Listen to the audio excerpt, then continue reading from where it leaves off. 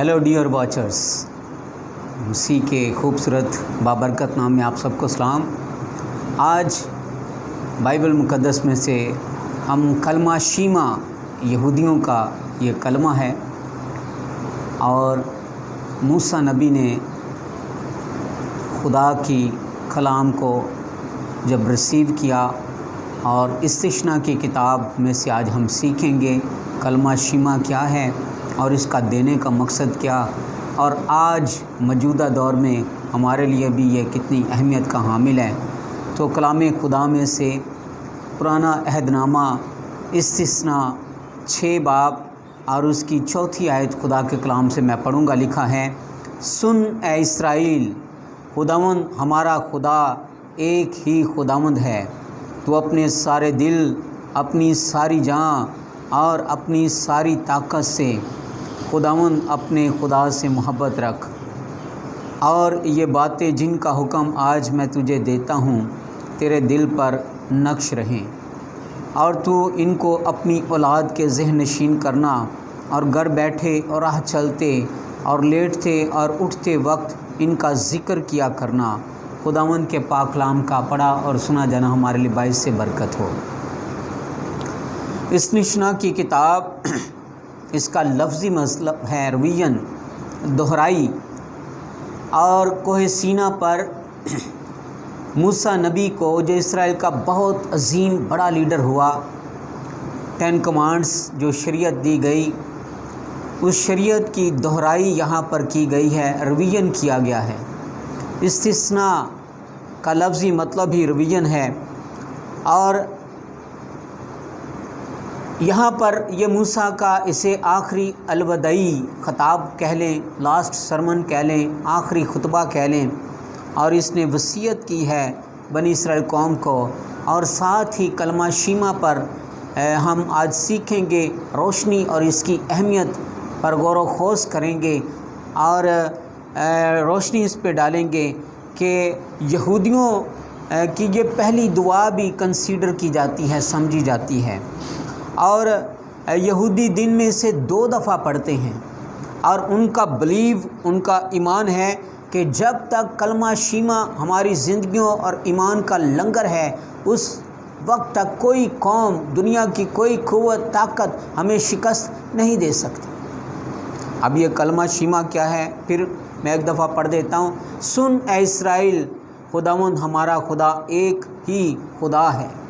تو اپنے سارے دل اور اپنی ساری جان اور اپنی ساری طاقت سے خداوند اپنے خدا سے محبت رکھ۔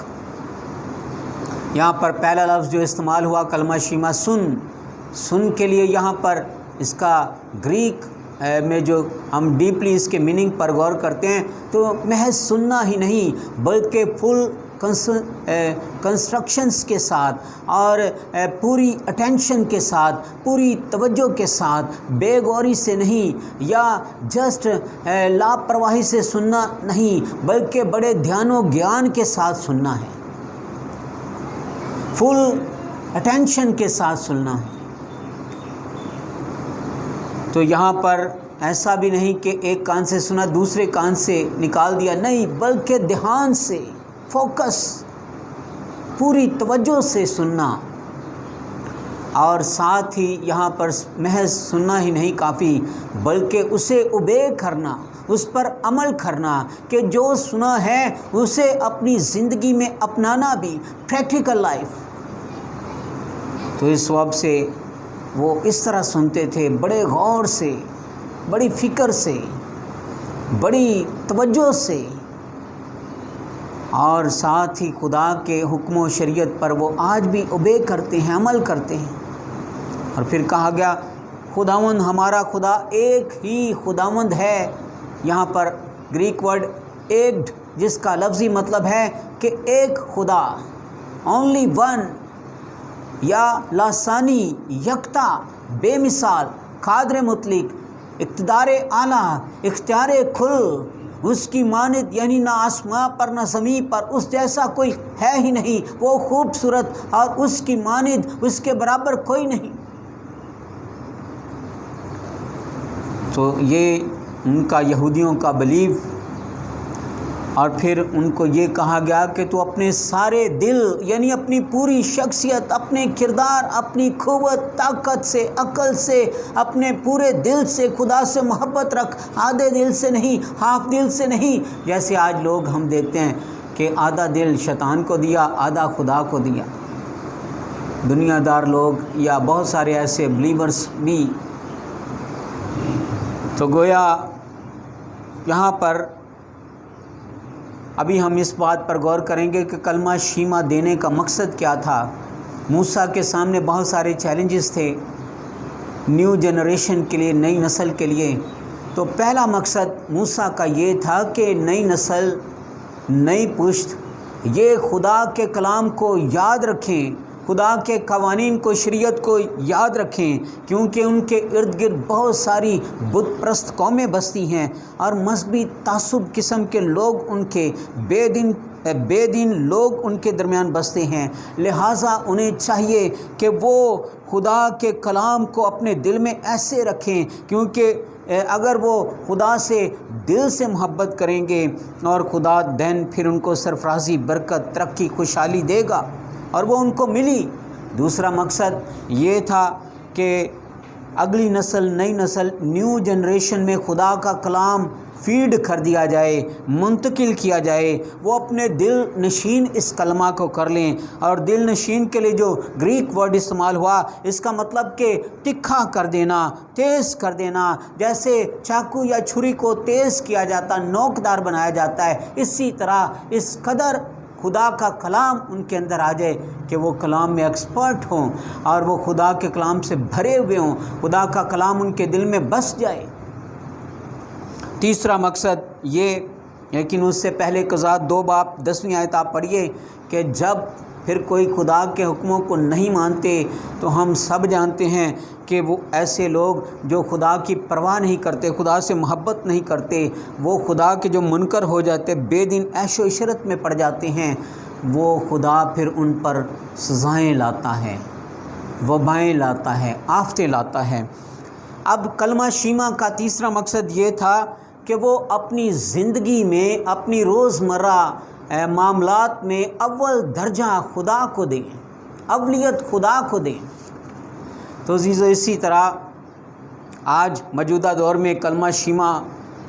ہمارے لیے بھی اہمیت رکھتا ہے۔ ہمیں بھی چاہیے کہ ہم جو اپنے بچوں کی تربیت کیسے کرتے ہیں، والدین کا یہ کام ہے۔ بچے بعض اوقات ہم سمجھتے ہیں بڑے معصوم ہیں، لیکن بچوں کے اندر بھی آپ نہیں جانتے، کلام میں لکھا ہوا ہے کہ گناہ کرنے کا تخم موجود ہے، جس کی بنا پر وہ ہر قسم کا گناہ کرنے کی صلاحیت رکھتے ہیں۔ اس لیے ماں باپ کو چاہیے کہ بچوں کی تربیت کریں وہ، اور بچے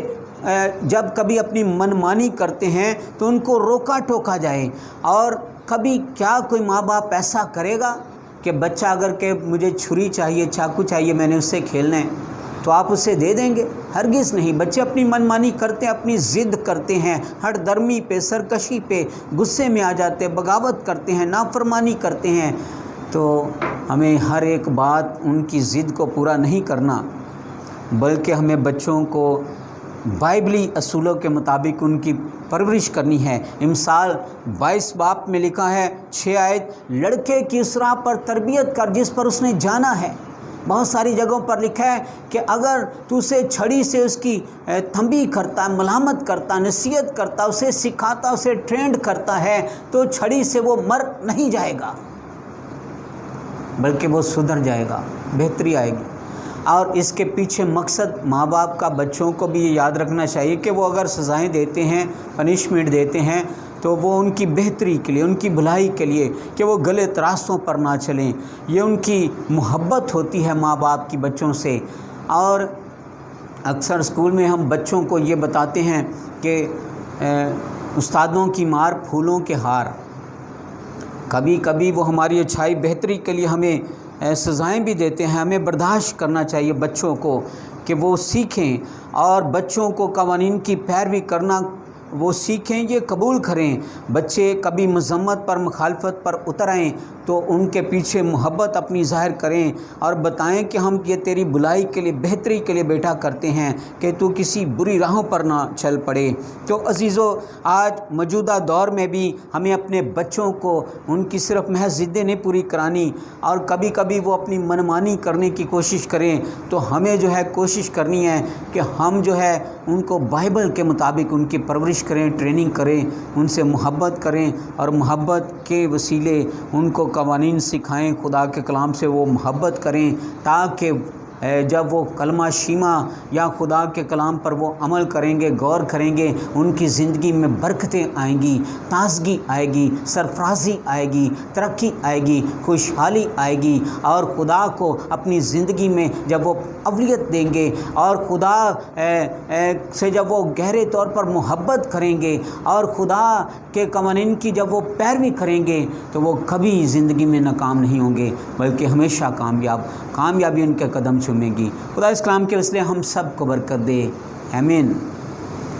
اگر یہ ویڈیو آپ کو اچھی لگی ضرور شیئر کریں، سبسکرائب کیجئے اسے، تاکہ ایسی بہت ساری ہم ویڈیوز آپ کے گوش گزار کر سکیں۔ آپ سب کو بہت خدا برکت دے، آمین۔